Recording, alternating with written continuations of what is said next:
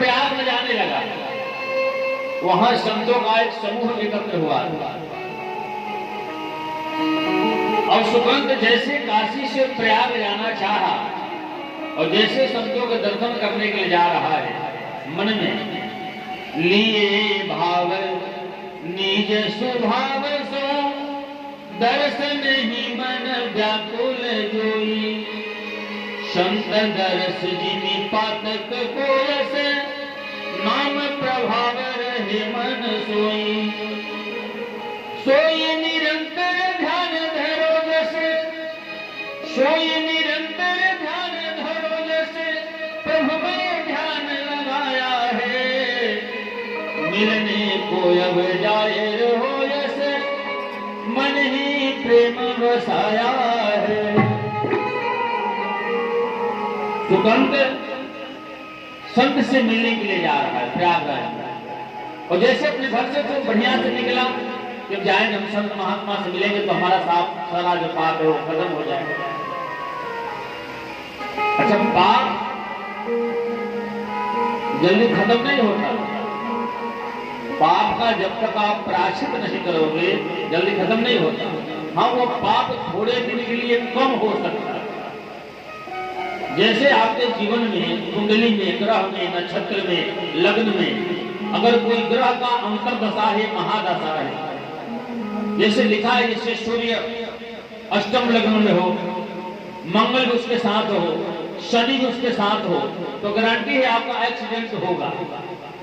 लेकिन अगर आप पहले इस चीज को जान लेते हो तो अगर आप उसका पूजा कर दोगे, ग्रहों का जाप करा दोगे तो एक्सीडेंट होगा लेकिन छोटा हो जाएगा। जो बड़ा परेशानी देने वाला था वो छोटा हो जाएगा।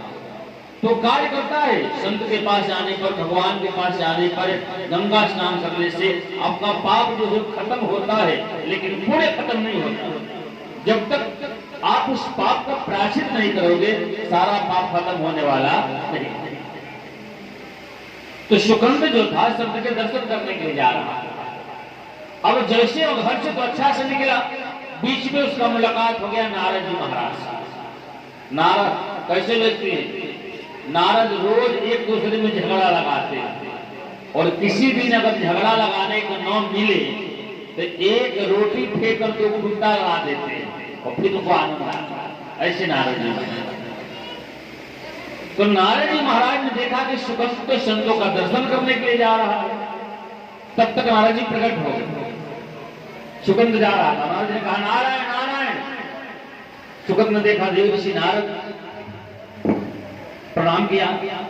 नारद जी ने पूछा सुगंध कहाँ जा रहे हो? तो सुगंध ने कहा महाराज आप ही संत महात्माओं से, ऋषियों से हमने सुना है कि तीर्थ में जाना चाहिए और संतों का आशीर्वाद देना चाहिए, तो मैं तीर्थ आज प्रयाग जा रहा हूँ।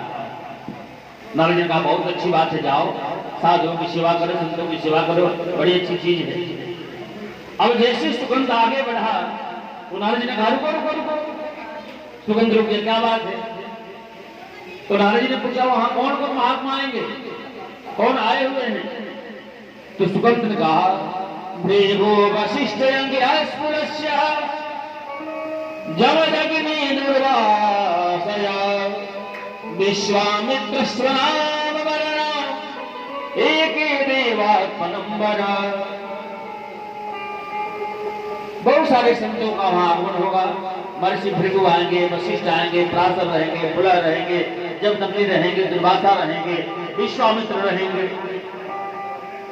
नारद जी ने कहा कि शुक्ल से काम करना, प्रयाग में जाना, सभी संतों को प्रणाम करना, सभी से आशीर्वाद लेना, लेकिन तुम वहां पर विश्वामित्र को प्रणाम मत करना। देखिए नारद जी अपना काम चालू कर दिया। नारद जी ने कहा वहां सभी को तुम प्रणाम करना, सभी से आशीर्वाद लेना, लेकिन विश्वामित्र को प्रणाम मत करना। सुगंध ने पूछा क्यों?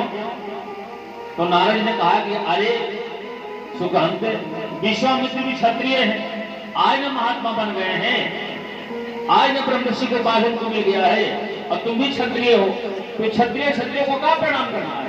इसलिए सबका आशीर्वाद लेना कि विश्वामित्र को प्रणाम मत करना। अब नारद जी भला जिसको समझा दे और बात उसको समझ में ना आए, ऐसा हो ही नहीं सकता है। अब सुगंध को ऐसा सुंदर विचार से नारद जी ने समझा दिया, दिमाग में बैठा दिया। सुगंध प्रयागराज में गया, सभी संत वहां पर उपस्थित हुए, सबको देखकर दौड़ दौड़ कर सुगंध प्रणाम कर रहा है, लेकिन पास में विश्वामित्र जी बैठे हैं, विश्वामित्र को प्रणाम नहीं कर रहे। और सबसे बड़ा अपमान होता है जातिगत अपमान। यहाँ 10 को पंडित जी बैठे हो और कोई जजमान आए सबको प्रणाम करे, वो पंडित जी को छोड़ दे, उसको बुरा लगेगा कि नहीं लगेगा? बड़ी कष्ट हो, वो सोचेगा काहे सबको किया, हमको नहीं किया। इसका मतलब इसके मन में हमारे प्रति आदर्श नहीं है, हमको जानता नहीं, समझता नहीं। सबको सुगंध ने प्रणाम किया, विश्वामित्र को प्रणाम नहीं किया। अब विश्वामित्र जी कैसे कहे कि आप हमको प्रणाम करो? कोई कहेगा हमको प्रणाम कीजिए? अब विश्वामित्र तो कुछ बोले नहीं, जातिगत अपमान हुआ। विश्वामित्र जी सीधे वहां से कहां चल दिए? अयोध्या, राम जी के पास। प्रयाग से अयोध्या चल दिए राम जी के पास। उस समय दोपहर का समय हो चुका था और भगवान राम जो थे वो भोजन कर चुके थे। पहाड़े पर लक्ष्मण जी बैठे हुए, विश्वामित्र जी गए, लक्ष्मण ने चरणों प्रणाम किया। देख ही भाव भरी निज लोचन, नयन विचार रहे मन सोई, एक कठिन निज कार्य सोजस, रूप देखी मन जोई। मोबाइल है। लक्ष्मण जी ने विश्वामित्र जी का चेहरा देखकर जान गए इनके मन में किसी तरह का द्वेष है। लक्ष्मण जी ने पूछा, महर्षि दोपहर में आपका शुभागमन हुआ, क्या बात है, कैसे आगमन हुआ आपका? विश्वामित्र ने कहा कि लक्ष्मण मुझे राम से मिलना है। किससे मिलना है? राम से मिलना है। लक्ष्मण ने कहा, प्रभु इस समय तो भोजन करके आराम कर रहे हैं, आदेश कीजिए क्या करना है? विश्वामित्र ने कहा, नहीं मुझे राम से मिलना है। लक्ष्मण जी ने कहा, प्रभु इस समय सो रहे हैं। विश्वामित्र जी ने कहा कि जब देश का राजा सोता है तो समाज का ही हाल होता है। अगर मुझे राम से अभी तुम नहीं मिलाओगे तो मैं अयोध्या को श्राप दे दूंगा। लक्ष्मण जी ने और विश्वामित्र में जैसे ये चर्चा हो रहा था तब तक ये आवाज राम जी के पास पहुंचा। राम जी महाराज को आवाज समझ में आए तो गुरुदेव की आवाज है, विश्वामित्र की आवाज है। दौड़कर बाहर आए, करी प्रणाम पूछी कुशलाई, गुरुवर कारण दीन बताई। विश्वामित्र जी से राम जी ने पूछा, क्या बात है, आपका मुखमंडल बड़ी उदास लग रहा है। महाराज विश्वामित्र ने कहा, राम मेरा आज जातिगत अपमान किया गया, आज मेरा अपमान किया गया। राम ने कहा, मेरे गुरुदेव का अपमान करने की सामर्थ्य इस धरती पर कौन रखता है? किसने आपका अपमान किया? विश्वामित्र ने कहा, राम मुझे एक राजा ने अपमान किया। कौन राजा? काशी का राजा। राम ने कहा, गुरुदेव आपकी चरणों की सुगंध खाकर कहता हूं, आज सूर्यास्त होने से पहले मैं उस राजा को दंड दूंगा जो सर आपके सामने झुका नहीं है, वह सर को आज सूर्यास्त होने से पहले काट दिया जाएगा। राम ने घोषणा किया, मैं आज काशी नरेश सुगंध का वध कर दूंगा। अब बताओ, राम जी जब प्रतिज्ञा ले ले किसी को मारने को, दुनिया में कौन व्यक्ति है जो उसे बचा सकता है? राम ने सुग्रीव से कहा था, सुग्रीव तुम्हें चिंता नहीं करना है, सुन सुग्रीव मैं मारी हूं बाल ही एक ही बाण, ब्रह्म रुद्र शरणागत गए न उबरे प्राण। आज वही राम सुकंद को मारने का संकल्प ले लिए। ये समाचार सुकंद को प्राप्त हुआ कि मुझे राम जी मारने वाले हैं। अब सुकंद बड़ी जोर जोर से रोकर नारद जी को याद करने लगा कि नारद जी प्रकट हो जाइए। अब जब नारद जी को सुगंध को नारद जी का काम नहीं था तो नारद जी प्रकट हो गए। आज नारद जी को सुगंध को काम है तो नारद जी प्रकटे नहीं हो रहे। सुगंध रो रहा, नारद जी आइए। अब बड़ी तीव्र गति से जब रोने लगा तो नारद जी प्रकट हो गए। क्या बात है, क्यों रो रहे हो? सुगंध ने कहा, नारद जी हम मरना नहीं चाहते। तो नारद जी ने कहा कि दुनिया में मरना कौन चाहता है, सब तो अमरे रहना चाहता है। 110 साल के 10 साल की उम्र हो जाए और वैसे व्यक्ति से भी पूछिएगा बाबा आप मरिएगा, तो लोग कहता कि ना ना नाती के और नाती के शादी हो जाए। नहीं मरना चाहता है। सुगंध से नारद जी ने कहा मरना कौन चाहता है? सुगंध ने कहा नारद जी मेरा आयु पूरा नहीं हुआ है। बोले तो नारद जी ने कहा तो लगता है तुम्हारा अकाल मृत्यु होगा। सुगंध कहा महाराज मेरा अकाल मृत्यु कैसे होगा? मैं तो अच्छा काम करने के लिए जा रहा था, बीच में आपने हमको समझा दिया विश्वामित्र जी को प्रणाम मत करना, उसी के चलते मुझे राम जी मारने वाले।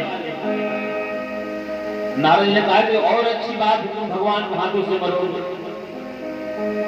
सुगंध ने कहा कि नारद जी आपने बड़ा हमको फंसा दिया, कोई उपाय है तो बताइए, हमारा जान कैसे बचेगा? क्योंकि राम जी से संकल्प करने मारने को से कौन बचा सकता है? नारद जी ने कहा भैया अब तो पक्का हो गया, तुमको मारना पड़ेगा, क्योंकि अब राम जी से तुम्हें कौन बचा सकता है? इस संसार में ऐसा कोई पुरुष नहीं है जो राम के क्रोध से तुम्हें बचा सकता है। सुगंध ने कहा कोई ना कोई तो उपाय होगा। तो नारद जी ने कहा सुगंध अब तुमको एक नारी बचा सकती है, एक स्त्री बचा सकती है। स्त्री कौन? तो नारद जी ने कहा वो स्त्री ताम्रकुंड पर्वत पर रहती है, उनका नाम अंजना है, हनुमान जी की माता है। बचा ले? बोले हाँ, वहीं पर तुम्हारा बचने का कुछ चांस बन रहा है, नहीं तो तुम्हारा मरना पक्का हो। सुगंध कहा क्या करना होगा हमको जाकर? तो नारद ने कहा तुम जाना अंजना के चरणों पर गिर जाना, और जब तक अंजना तुम्हारे सर पर हाथ रखकर ये ना कह दे कि मैं तुम्हारी प्राणों की रक्षा करूंगी, तब तक उनके चरणों को मत छोड़ो। मरता क्या नहीं करता। नारद जी से बात सुनकर सुगंध दौड़े दौड़े दौड़े दौड़े ताम्रकुंड पर्वत पर पहुंचा, जहां मां अंजना भगवान की दिन रात तपस्या में बैठी हुई है। अंजना दिन रात तपस्या में बैठी हुई है, दिन रात भगवान के नामों का कीर्तन करती है, दिन रात उनकी सेवा करती है। और हमारे अंदर, हमारे शरीर के अंदर, हमारे परिवार के अंदर, हमारे घर के अंदर, हमारे कार्य क्षेत्र में वृद्धि कब होता है? जब हमारे पास धर्म होता है। जिस व्यक्ति के जीवन से धर्म खत्म हो जाता है उस व्यक्ति का पतन सुनिश्चित हो जाता है। जब तक कौरवों के पक्ष में विदुर जी महाराज थे तब तक कौरवों का कृष्ण कुछ नहीं कर सकते थे, लेकिन जिस दिन से दुर्योधन ने विदुर जी को यहां से निकाल दिया कि तुम दासी पुत्र हो, क्योंकि विदुर जी दुर्योधन को गलत करने से रोकते थे। जिस समय दुर्योधन का जन्म हुआ था उसी समय विदुर जी ने कहा था महाराज धृतराष्ट्र, ये आपका जो बेटा है ये साक्षात कलयुग है, इस देश में रहेगा तो सारे देश को नष्ट कर देगा, सारे भाइयों को समाप्त कर देगा, इसलिए इसे उठाकर आप समुद्र में फेंक दीजिए। लेकिन पुत्र के मोह में पड़कर धृतराष्ट्र ने दुर्योधन को फेंका नहीं, अपने पास रखा। परिणाम क्या हुआ? सारे के सारे कौरव मारे गए। कौरवों के पक्ष में जब तक विदुर जी महाराज थे कौरवों का कोई बाल बाका नहीं कर सकता था। रावण के लंका में जब तक विभीषण जी महाराज थे तब तक 1000 राम प्रकट हो जाते, रावण का कोई बाल बाका नहीं कर सकता था, क्योंकि रावण की लंका में धर्म स्वरूप के श्री विभीषण जी महाराज थे। लेकिन जैसे ही कौरवों ने विदुर को निकाला और रावण ने विभीषण को निकाला तो बाबा तुलसी ने रामायण में लिखा यसे कहीं चला विभीषण जब ओ आयुहीन लंका भई तबई। बाबा तुलसी कहते हैं जिस समय रावण ने लात मारकर विभीषण को निकाला और विभीषण वहां से निकलकर जब चल दिए तो आज विभीषण नहीं जा रहे हैं, आज रावण का सारा धर्म जा रहा है। और जिस व्यक्ति के जीवन से धर्म निकल जाता है उसका पतन निश्चित हो जाता है।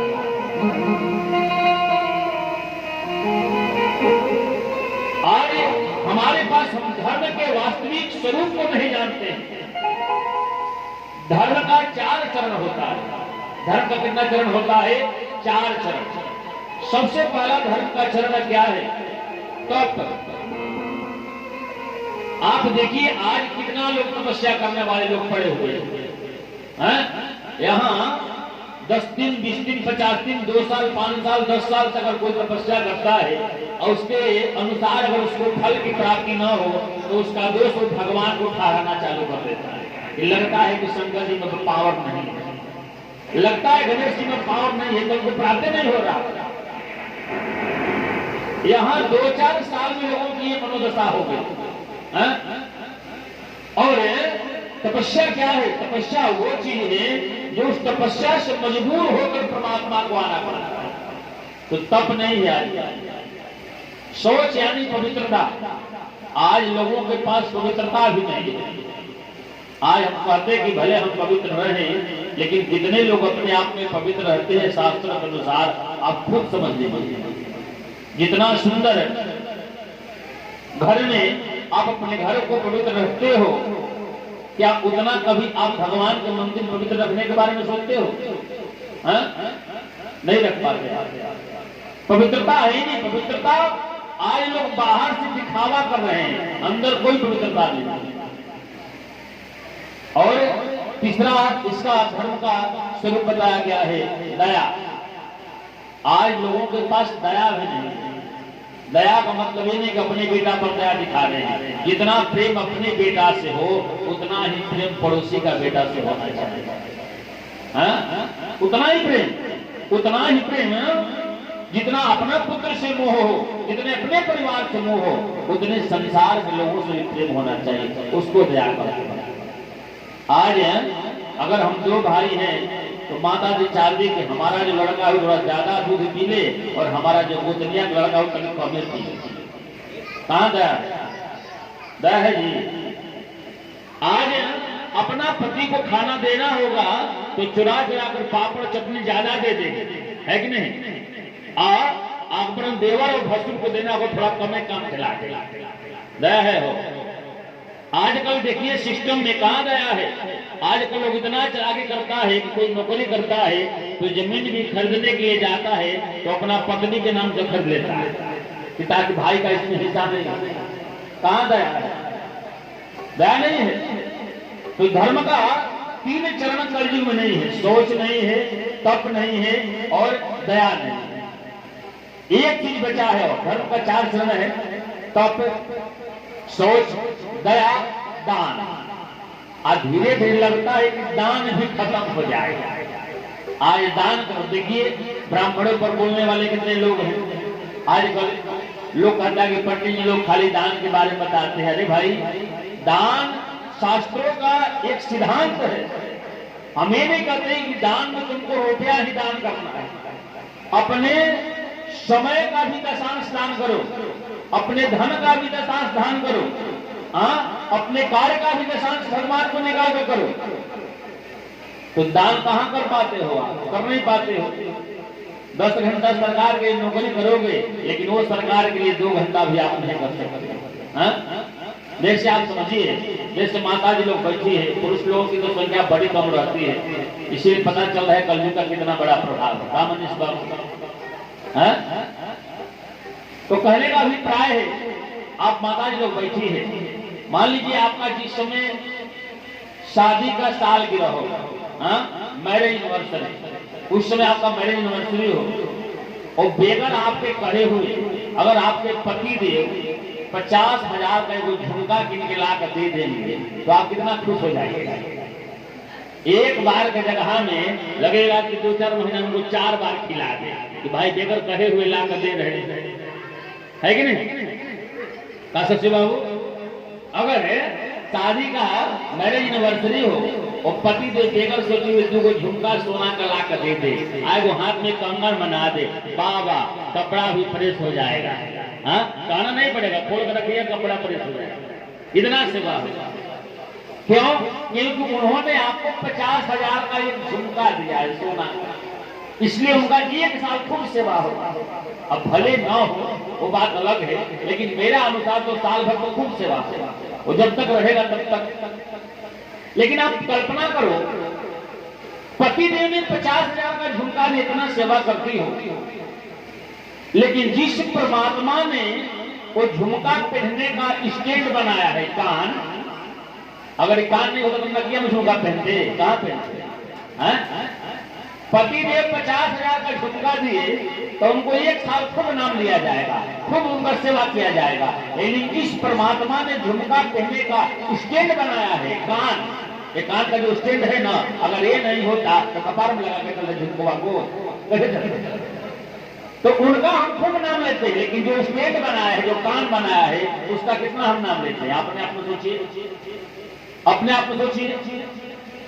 आप किसी डॉक्टर के पास जाइएगा और आपका आंख खराब हो गया हो और डॉक्टर साहब ने कहा कि भाई आंख बनाने में आपका 1 लाख रुपए लगेगा, और कोई दूसरा डॉक्टर ने कहा कि नहीं हम आपको 5,000 में कर देंगे, अगले से आपको एक चश्मा भी दे देंगे।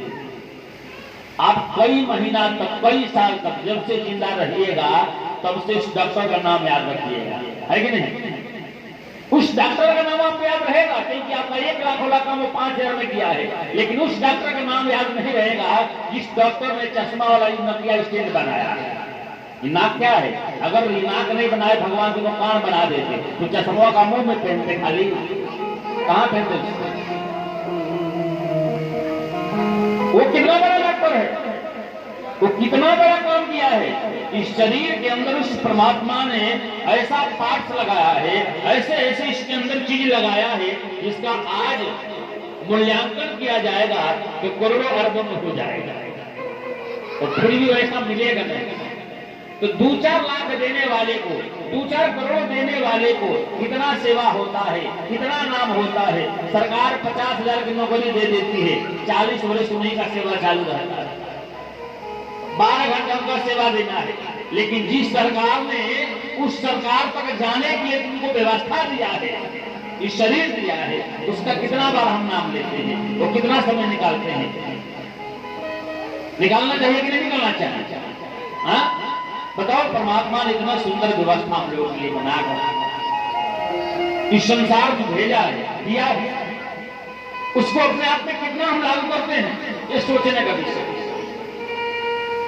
अब उनको देना है। आप सोचिए,